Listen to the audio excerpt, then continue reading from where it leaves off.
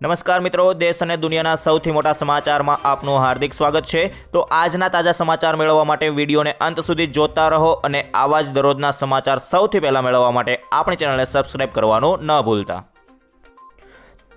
તો મિત્રો, આજના સૌપ્રથમ સમાચાર વિશે જાણીએ તો વરસાદ અને ગરમી અંગે આગાહી।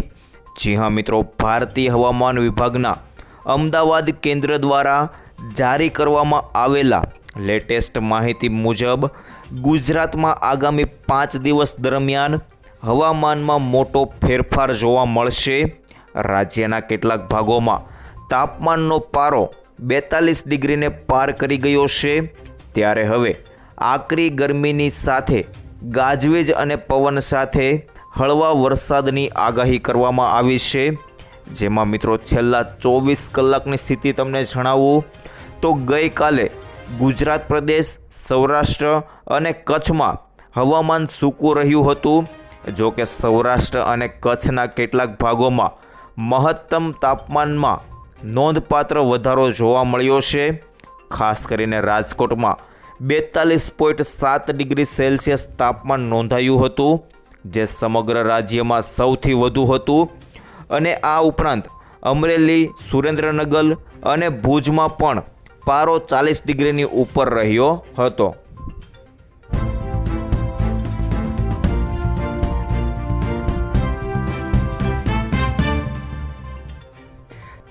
ત્યાર પછી આગળ જાણીએ તો હર્ષ સંઘવીએ કર્યા મોટા પ્રહારો।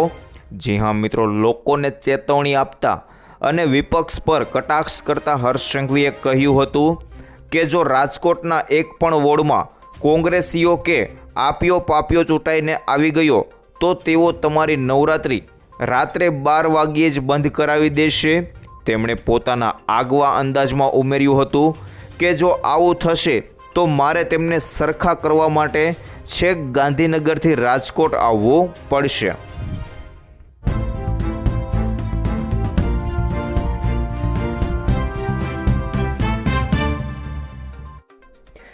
ત્યારબાદ આગળ જોઈએ તો ભારતના દુશ્મનોના ટાટિયા ધ્રુજાવશે। જી હા મિત્રો, ભારત અને જર્મની વચ્ચે $8 અબજની સબમરીન ડ્રીલ ટૂંક સમયમાં થવા જઈ રહી છે। પ્રોજેક્ટ 75 હેઠળ ભારતમાં સ્થાનિક સ્તરે 6 આધુનિક સબમરીન બનાવવામાં આવશે। એઆઈપી ટેકનોલોજી અને સુધારેલી સ્ટીલ્થ ક્ષમતાઓથી સજ્જ આ સબમરીન નૌકાદળની તાકાતમાં વધારો કરશે, જૂના જહાજોની અછતને દૂર કરશે અને મેક ઇન ઇન્ડિયા પહેલને મજબૂત બનાવશે।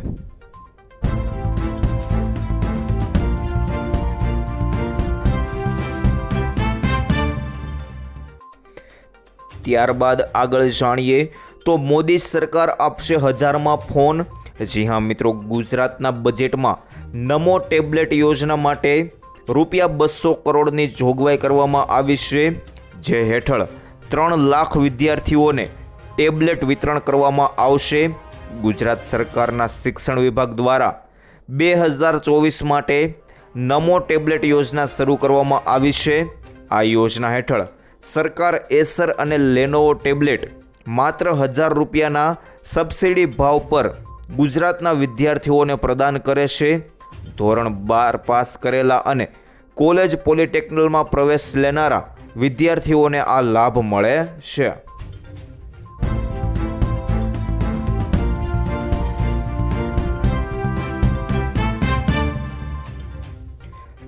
ત્યારબાદ આગળ જાણીએ તો હવે સિગ્નલ ઉપર રોબોટ। જી હા મિત્રો, તમારી સાથે ઘણીવાર એવું બન્યું હશે કે 4 રસ્તાએ કોઈ વાહન ન હોય, તેમ છતાં તમારે રેડ સિગ્નલ પર ઊભા રહેવું પડે છે, અથવા જે બાજુ સિગ્નલ ખુલ્યું હોય ત્યાં એક પણ વાહન ન હોય તો પણ જ્યાં સુધી કાઉન્ટડાઉન પૂરા ન થાય ત્યાં સુધી તમારે રાહ જોવી પડે છે। આવું સામાન્ય દિવસોમાં થાય તો ઠીક, પરંતુ ધોમધખતા તાપમાં 1 સેકન્ડ પણ ઊભું રહેવું મુશ્કેલ પડી જાય છે। જો કે હવે આ વાત ભૂતકાળ બનવા જઈ રહી છે, કારણ કે અમદાવાદ ટ્રાફિક પોલીસ આર્ટિફિશિયલ ઇન્ટેલિજન્સનો ઉપયોગ કરી અને શહેરના સિગ્નલને એઆઈ બેઝ બનાવી રહી છે। જો વાહન ન હોય તો તમારે કાઉન્ટડાઉન ચાલે ત્યાં સુધી સિગ્નલ પર ઊભા રહેવું નહીં પડે, તો આપોઆપ ખુલી જશે।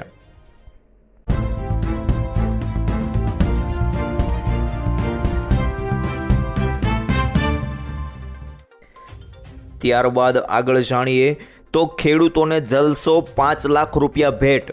જી હા મિત્રો, ખેડૂતો માટે મોટી ખુશખબર આવી છે।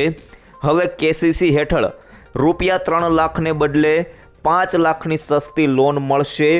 ભારત 2026ના પહેલા અઠવાડિયામાં પ્રવેશ કરી રહ્યું છે, ત્યારે કૃષિ ક્ષેત્રમાં નાણાકીય સુલભતામાં પરિવર્તનશીલ પરિવર્તન જોવા મળી રહ્યું છે। દેશના ખેડૂતો માટે મહત્વપૂર્ણ જીવનરેખા કિસાન ક્રેડિટ કાર્ડ યોજના કેન્દ્રીય બજેટ 2025-26માં રજૂ કરાયેલા ઐતિહાસિક વધારાઓને પગલે નવી ઊંચાઈએ પહોંચી છે।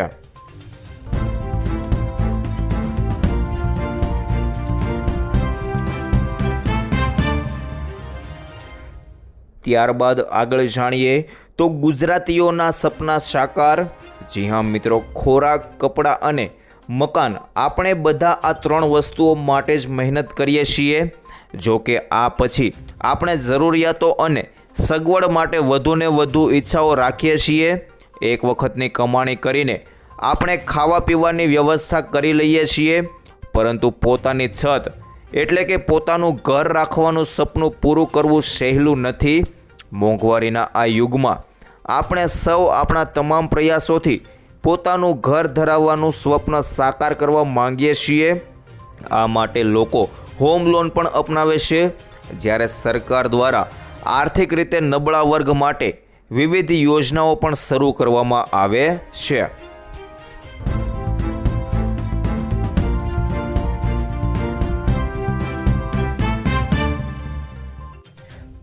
ત્યારબાદ આગળ જોઈએ તો શું ખેડૂતોને જેલમાં મોકલશે? ખાસ કરીને મિત્રો, દિલ્હી NCRમાં પરાળી બાળવાથી થતા પ્રદૂષણ અંગે બુધવારે 17 સપ્ટેમ્બર 2025 સપ્ટેમ્બર કોર્ટે રાજ્યોને કડક કાર્યવાહી કરવા જણાવ્યું હતું। મુખ્ય ન્યાયાધીશ ભૂષણ રામકૃષ્ણ ગવઈએ સૂચન કર્યું હતું કે કેટલાક ખેડૂતોને જેલમાં મોકલવા જોઈએ, જેથી અન્ય લોકોને એક મજબૂત સંદેશ મળે। કોર્ટે જણાવ્યું હતું કે ખેડૂતોને સન્માન છે, પરંતુ તેના કારણે તેઓ પર્યાવરણને નુકસાન પહોંચાડી શકે નહીં।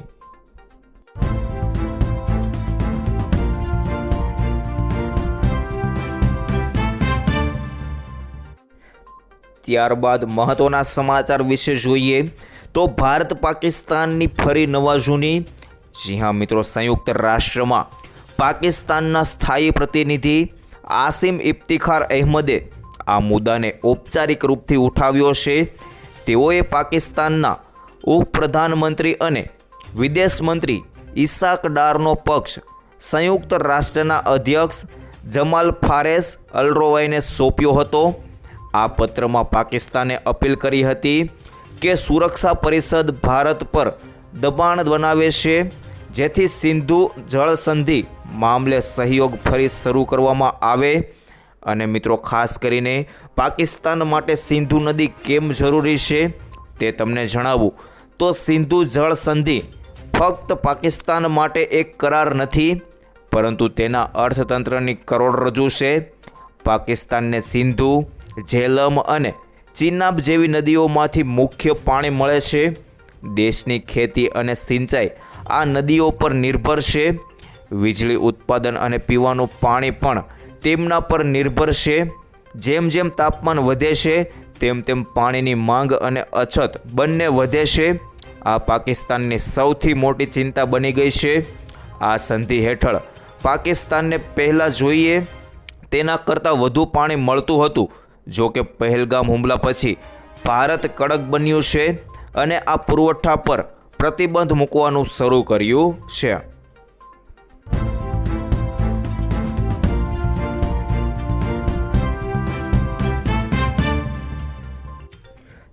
ત્યાર પછી આગળ જોઈએ તો બંગાળમાં કોની બનશે સરકાર?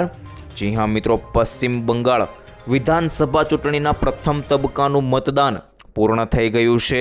16 જિલ્લાની 152 બેઠકો પર મતદારોએ પોતાના મતાધિકારનો ઉપયોગ કર્યો છે। ચૂંટણી પંચના સાંજના 5 વાગ્યા સુધીના આંકડા અનુસાર પશ્ચિમ બંગાળમાં 89.93% મતદાન થયું છે। આનો અર્થ સ્પષ્ટ છે કે આ વખતે રેકોર્ડ બ્રેક મતદાન સાથે વોટિંગ ટકાવારી 90%થી પણ વધુ જવાની છે. બીજી તરફ કેન્દ્રીય ગૃહમંત્રી અમિત શાહે પણ ભાજપની જીતનો દાવો કર્યો છે. તેમણે એક્સ પર લખ્યું કે ટીએમસીના ભ્રષ્ટાચાર અને ગુંડાગીરીનો સૂરજ આથમી ગયો છે.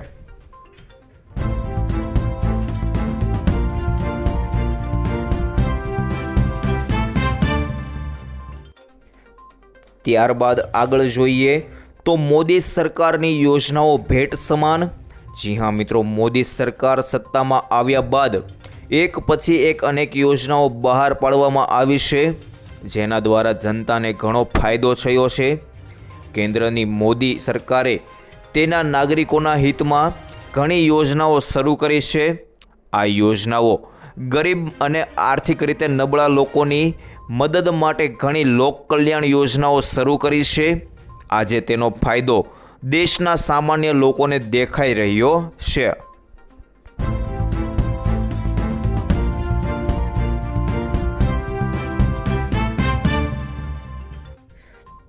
ત્યારબાદ આગળ જોઈએ તો ભાજપનો વિરોધ થયો. ખાસ કરીને અમદાવાદના ઓઢવ વિસ્તારમાં ભાજપના નેતાઓની ચૂંટણી સભામાં સ્થાનિક લોકોએ તીવ્ર વિરોધ દર્શાવ્યો. પૂર્વ સાંસદ કિરીટ સોલંકી સમક્ષ લોકોએ રોષ વ્યક્ત કરીને સૂત્રોચ્ચાર અને બેનરો દ્વારા વિરોધ કર્યો હતો. લોકોએ કહ્યું કે 5 વર્ષથી નેતાઓ ગાયબ છે અને સમસ્યાઓનું નિરાકરણ નથી થયું. અમદાવાદના અનેક વિસ્તારોમાં ભાજપ ઉમેદવારોનો વિરોધ થઈ રહ્યો છે.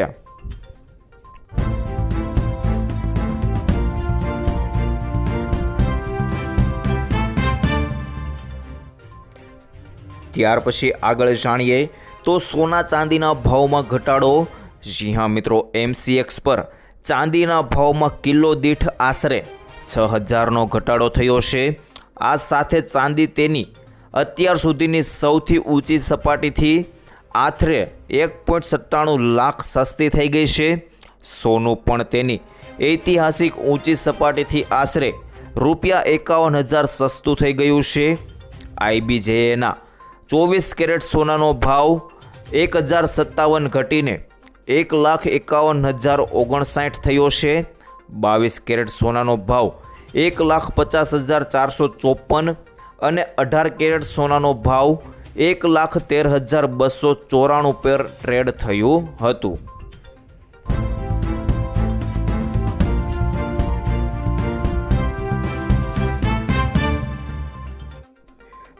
ત્યારબાદ આગળ જાણીએ તો કર્મચારીઓ માટે ખુશખબર.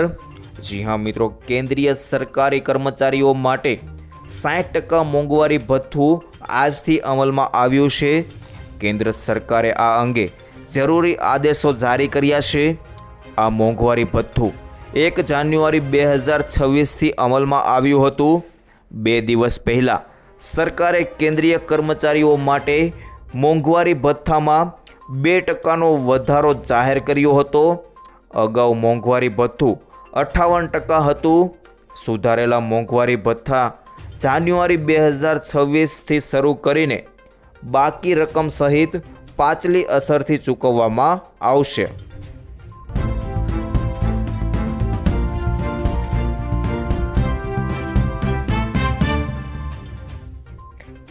ત્યારબાદ આગળ જાણીએ તો કેસર કેરીને લઈને મોટા સમાચાર. જી હા મિત્રો, જૂનાગઢ શાકભાજી માર્કેટિંગ યાર્ડમાં છેલ્લા 25 દિવસથી કેસર કેરી આવવાની શરૂ થઈ ગઈ છે. શરૂઆતના દિવસોમાં માત્ર 100થી 200 બોક્સ જ આવતા હતા, પણ હવે આ આંકડો રોજના 10,000થી 12,000 બોક્સ સુધી પહોંચી ગયો છે. બજારમાં અત્યારે સામાન્ય કેરીના ભાવ 500 રૂપિયાથી લઈને 1000 રૂપિયાની વચ્ચે ચાલી રહ્યા છે, જ્યારે 5 કિલોના પ્રીમિયમ પેકિંગના ભાવ 1100 રૂપિયાથી લઈને 1200 આસપાસ મળી રહ્યા છે. વેપારીઓ જણાવે છે કે ગઈકાલની સરખામણીમાં આજે એકસાથે 100 રૂપિયાથી લઈને 150 રૂપિયાનો નોંધપાત્ર ઘટાડો જોવા મળ્યો છે.